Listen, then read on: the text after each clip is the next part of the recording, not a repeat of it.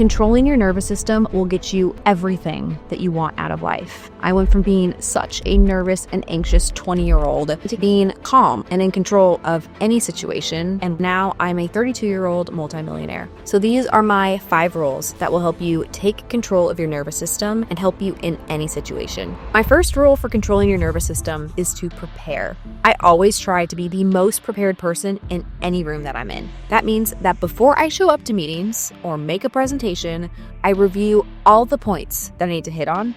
I set a clear intention for what I need to communicate and what it is that I want to make happen. This removes most of my nervousness and instead gets me excited for what it is that I'm doing. I've had the privilege to work around high-performing team members since the start of my career. And one of my very first mentors was responsible for technology in the company that I was working with. She was a vice president of tech. She had been in the space for 20 years, and she was always on it. Every meeting she had an agenda for. Beforehand, she would make sure that she had all of her notes ready, and she would do reviews right before getting in with the client. It was so impressive to me to watch the level of preparation that she would do. And because I was around her and she set that expectation, I just naturally started doing that myself. And what I see is the difference between high performers and people who are average is the high performers take the time. It's just 15 minutes normally to actually prepare for whatever the conversation is. So if you have a meeting, what research have you done on the person? Have you looked at their social media profiles? Have you read what ChatGPT has to say about them?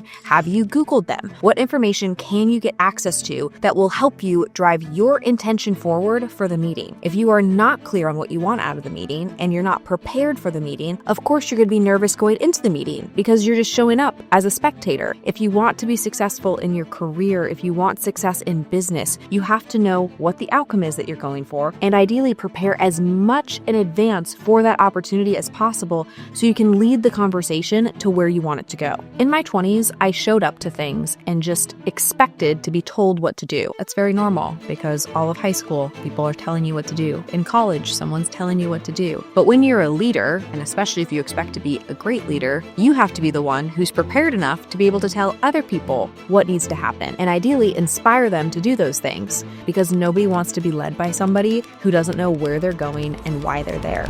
Next is rule number 2. You don't need a 6-step routine to calm your nervous system. If you have to go through some long process in order for you to get mentally prepared for you to do something big, you're always going to use that as your crutch. You're going to set yourself up to think that you need that. You don't need anything. That is a lie that somebody has told you, that you have to do all of these things in order to be ready. If you practice, if you rehearse, if you are confident in what you do because you work hard every single day, there's no reason that you can't, at a moment's notice, always be prepared because you know the level of work you put in. So when people put these rituals in or these superstitious elements into their preparation routine, it always is a little bit of a red flag for me, because why can't they just be ready? If you knew your numbers and if you actually do the work, you already are ready. So needing something else on top of that, from my standpoint, is just a via. It's a way to say, oh, I have to point to this thing over here that's making me successful. No, you're making you successful. I got sold this very early on in my career, that I needed to wake up early in the morning to have a slow morning so that my nervous system could adjust, so that I'd be ready for work and ready to be able to have all the meetings and do this hard thing. And I would actually, through that process, sell myself on why what I was about to do was hard. Well, if you're telling yourself that something is about to be hard, of course you're going to feel like it's hard, and then all you're going to talk about is how hard everything is. Do you think anybody wants to be around people who talk about how hard everything is all the time? Of course not. People that are magnetic talk about all of the opportunities and the cool things that they're doing and the different ways that they're attacking problems. They're not complaining and bitching and moaning about how hard things are. But if you have to psych yourself up to do these hard things and that's the only way that you get prepared, of course you're just going to talk about how terrible things are, and no one's going to want to spend time with you. So set yourself up to know that there should always be moments that are high stakes, whether it's a meeting or it's a tense situation, and that you won't have time in those moments to have your 6-step routine. When you have that mindset, then you don't create this dependency on some sort of routine or ritual.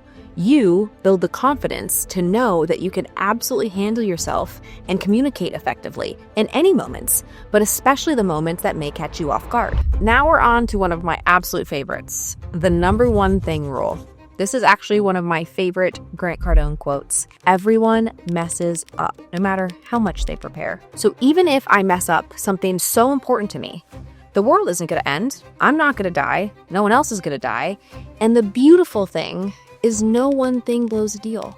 If you can remember this and stay grounded in this, you can show up authentically as yourself, make mistakes, have there be problems, but you know that you can overcome them. It's not realistic for you to say one dumb thing and have the relationship blow up after that. If you really think about this, you can find countless examples where you mess something up in life. You missed the presentation, you didn't show up on time, something that you had to do, you forgot about. When I think about this in my life, I remember the moment when I completely blew a presentation. I was rocking and rolling 5 minutes in. It was a high stakes presentation. I didn't sleep much the night before. I was preparing, but I was ready and I was feeling pretty confident. And then I get up there, I'm 5 minutes in, I look back at the presentation screen to point out something. And when I turned back to the audience, it was a room of 45 people all around this U-shaped conference table. And I returned to look at them and instantly became nervous. And I proceeded to give my hour-long presentation in the next 5 minutes. So it was supposed to be an hour and I ended up giving it in all of 10. And I was so nervous. It went so poorly. And I sat up in the front of the room while my boss gave the presentation from the back of the room, and I was mortified. Well, no one thing blows a deal. I didn't lose my job after that. I didn't stop my career after that. I didn't die after that experience. Was it painful? Was it uncomfortable? Sure. Did it actually introvert me from not speaking publicly for many, many months? Yes. So if you know that, you can just keep going after what you are trying to accomplish and realize that it's never going to be one thing. Now, if you have a life of hundreds of things where you continue to mess up, you continue to have problems, you aren't consistent, you let people down, of course you're never going to be successful. But you don't have to put so much pressure on yourself to where you are just freaking out, you're panicking, you're anxious all the time because you think that you're going to say one thing that's just going to send everything sideways. It never works like that. So in those moments where you're feeling heightened anxiousness, just remember, no one thing blows a deal.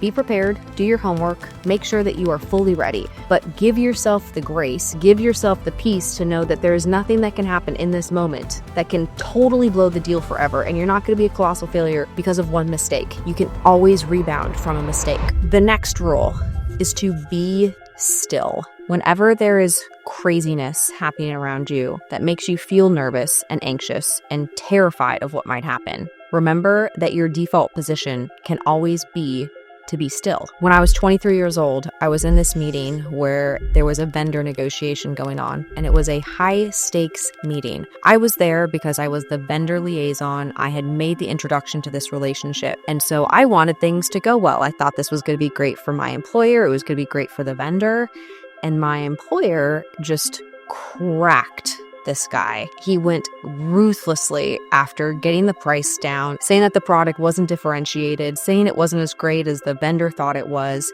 and I was instantly anxious. And what I learned in that moment is it's very natural when you're uncomfortable to fidget.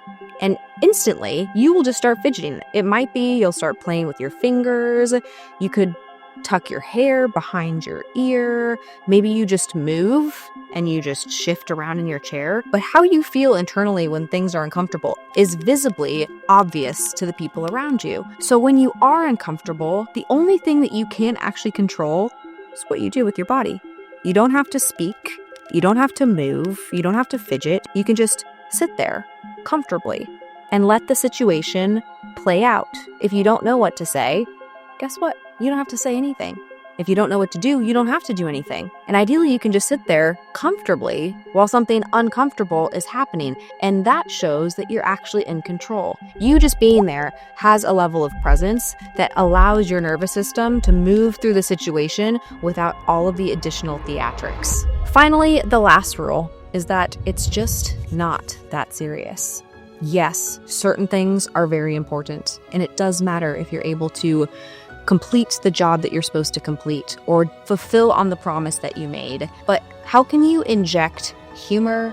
How can you inject that people are humans in high pressure, intense situations?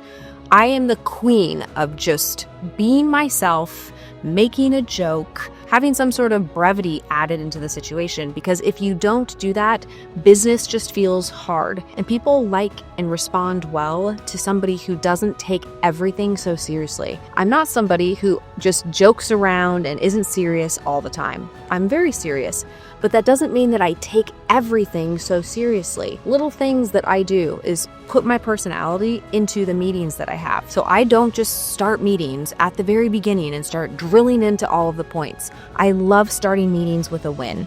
Why? Because hearing my team members talk about personal wins that they're having or professional wins that they're having make the meeting go better. Why? Because yes, the meeting and the metric and the KPI, those are all serious things, but it doesn't have to feel serious all the time. Other silly things that I do, I decorate our office for the holidays. I actually have some spiders hanging out behind me. Why? Because we're in a meeting, sure, but it's Halloween season and I love the holidays and it doesn't have to feel so tense all the time. So how can you inject different parts of your personality into the way that you choose to be successful? The more you do this, the less anxious you'll be because you have nothing to be anxious about. You're in control of how you want things to go. And when you have that level of control, you feel less nervous and people around you feel less nervous, which means that they're going to trust you more and they're going to want to do more business with you.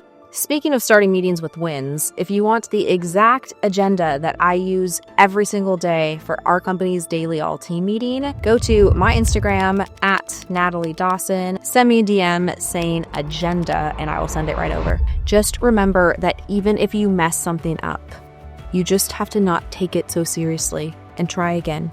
Don't quit, just keep trying, keep going after it. And not taking things as seriously is the secret to having everything work out eventually and feeling calm each step of the way. If you like this video, subscribe to my channel for new videos every week and check out my next video here.